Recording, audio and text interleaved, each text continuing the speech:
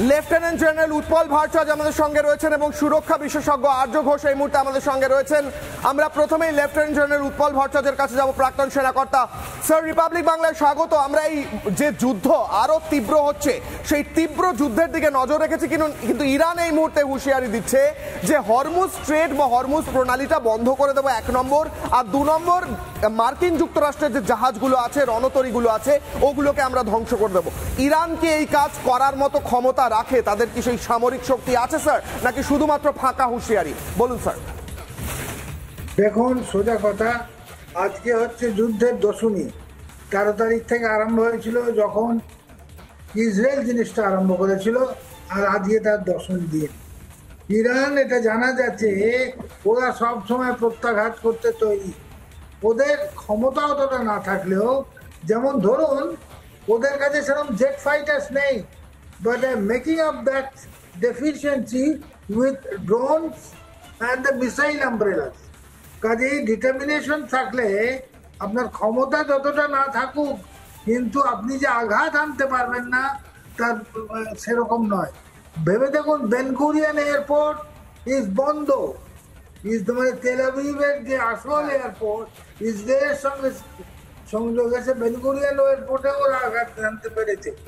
এখন আমেরিকা যখন B-2 পাঠিয়ে GDU-57 বোম ইউজ করে, যার ক্যাপাসিটি 13,600 কেজি, সেই ইউজ করে যখন 3টে খুব ইম্পর্টেন্ট নিউক্লিয়ার সেন্টার ওদের অ্যাটাক করতে পারে, তাহলে ওরা বলছে এবার there is no hold bar. ফারদন, নান্টাস, Isfahan, 3টে জায়গাতেই অ্যাটাক হয়েছে। কাজেই ওরা বলছে আমরা কিছু না কিছু করবই, আমরা শোধ নেবই। এখন ব্যাপার হয়েছে কি, গতকালই কথা ছিল যে 3টে ইউরোপিয়ান কান্ট্রিজের মধ্যস্থতায় কোনো একটা পিস মিটিং হবে, কিন্তু এই বোম্বিং হওয়ার পর সেটাও ভেস্তে গেছে। কাজেই ওরা বলছে যে আমাদের যতই হুঁশিয়ারি দেখা, আমরা কিন্তু মানব না, আমরা স্ট্রাইক ব্যাক করবই। আমার মনে হয় আমেরিকার যেটুকু মাসল ফ্লেক্সিং করার ছিল, কারণ ল্যান্ড ওয়ারফেয়ারে তো ইন্টারফেয়ার করবে না। আজ ইসরায়েলের পক্ষেও ল্যান্ড ওয়ারফেয়ারে যাওয়া খুব মুশকিল। সেই দিক দিয়ে ওই এয়ারে যতটা অ্যাসিস্ট করার, সেটুকু ওরা করে দিল। এখান থেকে স্যার একটু সঙ্গে থাকুন স্যার। আমি এই পয়েন্ট থেকেই আমার কথা হচ্ছে, ইরান যে হুঁশিয়ারিগুলো দিচ্ছে, এক প্রকার যেমনটা লেফটেন্যান্ট জেনারেল স্যার বললেন যে আমেরিকা তো মাটি দিয়ে এসে সেনা নামিয়ে অ্যাটাকটা করতে পারবে না, আকাশপথে করতে হবে, ওখানে ওদের লিমিটেশন আছে। কিন্তু ইরানের সেনা রয়েছে মাটিতে, IRGC রয়েছে, ইসলামিক রিভলিউশনারি গার্ড কোর রয়েছে, ইরান সেনা রয়েছে। তার সঙ্গে সঙ্গে ইরানের হুঁশিয়ারিগুলো যে তেল বন্ধ করে দেবো, হরমুজ স্ট্রেট বন্ধ করে দেবো। যদি ভারতের দিক থেকে দেখতে হয়, তাহলে ভারতের কিন্তু আরো অল্টারনেটিভ আছে। ভারত রাশিয়া থেকে প্রচুর তেল নিচ্ছে, অনেক কম দামে নিচ্ছে, সাউথ আফ্রিকা থেকে নিচ্ছে, এবং ভারতের নিজস্ব তেল প্রোডাকশন বাড়াচ্ছে। ভারত এমনকি আমেরিকার সাথে কথা হচ্ছে যে আমেরিকা থেকেও কম দামে ভারত তেল নেবে। হরমুজ স্ট্রেট বন্ধ হয়ে গেলে ভারতের উপর ইম্প্যাক্ট পড়বে কিনা, অতটা পড়বে বলে মনে হয় না, মনে করে না আন্তর্জাতিক মহল। কিন্তু বাকি যে ইউরোপিয়ান দেশ বা অন্যান্য দেশগুলো, সেগুলোর উপর ইম্প্যাক্ট পড়তে পারে। কিন্তু আমি চলে আসি এই বমের কথায়। আমি আর্য ঘোষের কাছে যাব। যে বম ফেলা হয়েছে, সেই বম বলা হচ্ছে এক একটা বম 35,000 কেজির এবং অনেক গভীরে গিয়ে আঘাত করতে পারে। আমেরিকা সেটা করে দিয়েছে। লেফটেন্যান্ট জেনারেল স্যার বলছিলেন যে যতটা ফ্লেক্স করার করে দিয়েছে, এরপর আর কি করা আছে? ইরান যদি আমেরিকার একটা ডেস্ট্রয়ার ধ্বংস করে দেয়, একটা রণতরী ধ্বংস করে দেয়, আমেরিকা তারপর পাল্টা কি করবে? নিউক্লিয়ার যুদ্ধ তো অপশন নয় স্যার, বলুন। দেখুন, আমেরিকার কাছে যে বাংকার বাস্টার বমটা রয়েছে, GBU গলফ ব্রাভো ইউনিফর্ম 57, এই GBU-57টা 30,000 পাউন্ডের, এবং এটা B-2 স্টেলথ বম্বার থেকে ওরা ফায়ার করে, এবং এটা দুটো লেয়ারে দুটো বম ফায়ার করা হয় ইনিশিয়ালি। একটা ওই 200 ফিট মতন প্রথমে একটা হোল ক্রিয়েট করে, তারপরের লেয়ারে গিয়ে এক্সপ্লোড করে।